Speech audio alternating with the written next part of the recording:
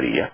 Es decir, Khrushchev, que era parte de la Guerra Fría, o Nixon, que era parte de la Guerra Fría en Estados Unidos, no eran tontos, pero estaban viviendo la Guerra Fría. Pero es que había Guerra Fría. Aquí el problema del presidente Ortega es que está con esquemas de la Guerra Fría cuando ya no hay Guerra Fría. Mira, a ver, ayer él citó una serie de gobiernos.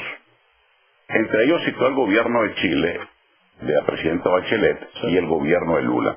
En una de estas reuniones, en las que cité que estuve, escuché de Alberto Curiel, un senador del Frente Amplio uruguayo, es decir, del partido del presidente Tabaré Vázquez de izquierda. Él es presidente de la Comisión Económica del Senado uruguayo. Alberto Curiel vivió en Nicaragua en los 80, fue asesor acá del gobierno sandinista por parte de Naciones Unidas. Y Alberto Curiel dijo algo que yo, desde mi perspectiva de nicaragüense, sentí una envidia sana. Dijo: en Brasil, donde hay un gobierno de izquierda, en Uruguay, donde hay un gobierno de izquierda, en Chile, donde hay un gobierno de izquierda, hay una feroz competencia política, dijo, y un gran consenso nacional en cuanto a las estrategias de desarrollo. Mira qué maravilla. Es lógico que en democracia haya competencia política, diferencia, pero un gran acuerdo nacional en cuanto a la estrategia de desarrollo. Llegó Lula, que sustituyó a Fernando Enrique Cardoso. Hay matices, hay tonos, hay acentos, como te gusta decir a vos, pero no hubo un bandazo ni un cambio de dirección. Llegó Tabaré, que es de la izquierda uruguaya, y por primera vez en toda la historia independiente de ese país no hay un gobierno colorado, un gobierno blanco. Introduce matices, pero no hay un bandazo.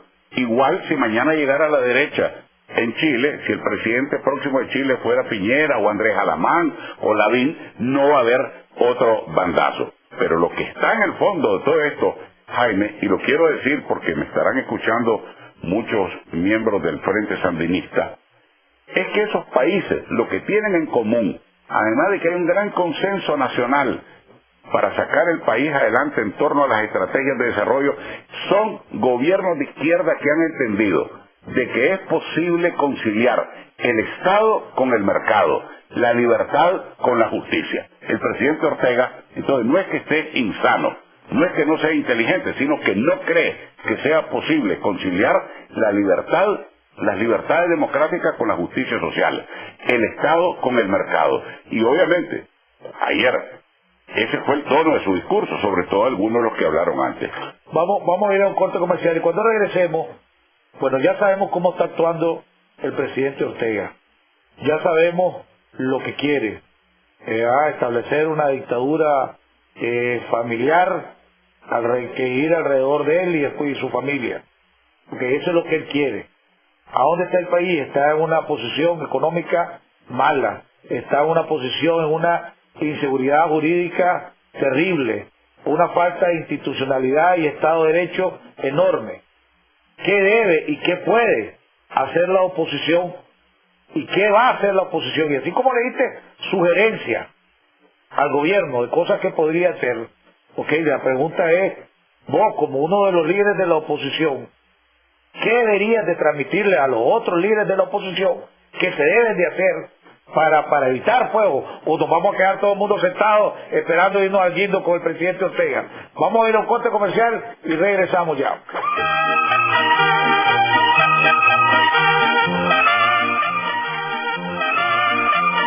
Bueno, estamos de regreso en la tercera parte de nuestro programa con nuestro invitado de honor, el coordinador de la Alianza MRS y uno de los líderes de la oposición de este país. Mundo, ya analizamos al presidente Ortega, analizamos o tratamos de analizar o descifrar su estrategia.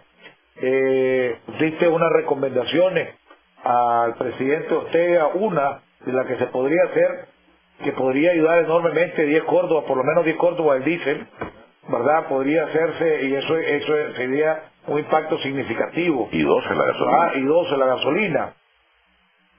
La oposición, todas las encuestas, todos los sondeos, la opinión generalizada es, hasta el momento ha dejado mucho que desear. ¿Verdad? Estamos a años, y tenemos un poquito años y 5 meses del gobierno del presidente Ortega, a este paso este país no aguanta 5 años. No aguanta. Vos hablas con empresarios, hablas con productores, hablas con la clase obrera, no aguanta este país 5 años más. A este paso no aguanta. Entonces, hombre, ¿qué debe hacer la oposición? ¿Qué pensás vos acerca de la oposición? ¿Y qué es lo que van a hacer ustedes, pues, los líderes de la oposición, para tratar de evitar que este país se vaya al precipicio como nos está llevando el presidente Ortega? ¿Cómo no?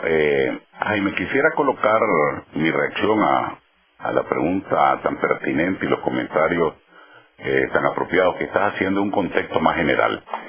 Cuando el presidente Ortega ganó las elecciones en noviembre del 2006, aquí hubo mucha gente que pensó, y yo creo que formé parte de quienes pensaban así, bueno, ya es bueno que Nicaragua se cure de espanto, que vuelva a gobernar el presidente Ortega. Él mismo había solicitado durante la campaña, denme la oportunidad, dijo, de gobernar en paz. No tuve en los 80 la oportunidad de gobernar en paz, lo cual es bastante cierto. Denme esa oportunidad de gobernar en paz. Entonces mucha gente pensó, el presidente Ortega puede haber cambiado, es bueno que Nicaragua ya se cure de esto. Yo recuerdo incluso haber leído un artículo, varios artículos en ese sentido, pero uno que recuerdo es el de Anita Chamorro, viuda de Holman, en la página Opinión de la Prensa, diciendo, a lo mejor es bueno que gobierno para que ya salgamos de eso y ya sepamos. Bueno, esa era la consideración general. Cuando los resultados de la elección establecen de que él ganó, pero siendo minoría, eso es muy importante, siendo minoría, pues se pensó menos riesgo con una nueva presidencia del Pero mencionó varias veces ayer, ¿verdad? Sí, pero habló como que fuera mayoría. Como si fuera mayoría. Ah, verdad, exactamente, ¿verdad? Entonces, menos riesgos, pensaron otros, y en este mismo programa vi gente analizando en esa dirección, menos riesgo es que vuelva a gobernar Ortega porque estamos en democracia, se han institucionalizado las Fuerzas Armadas, la policía, además en minoría, y va a tener un contrabalance en la Asamblea Nacional. Entonces era, digamos, el escenario ideal. Claro. Nicaragua pasaba pues por esas pruebas que no había enfrentado de un gobierno de Ortega en paz y en democracia, y además con un contrabalance en la Asamblea Nacional, que es el escenario ideal en cualquier sistema político, porque democracia no es unanimidad, Jaime. Democracia es precisamente arbitrar entre opiniones diferentes, es conciliar posiciones diferentes y ir estableciendo un curso en el cual participe la inmensa mayoría de habitantes. Pero ¿qué ha ocurrido?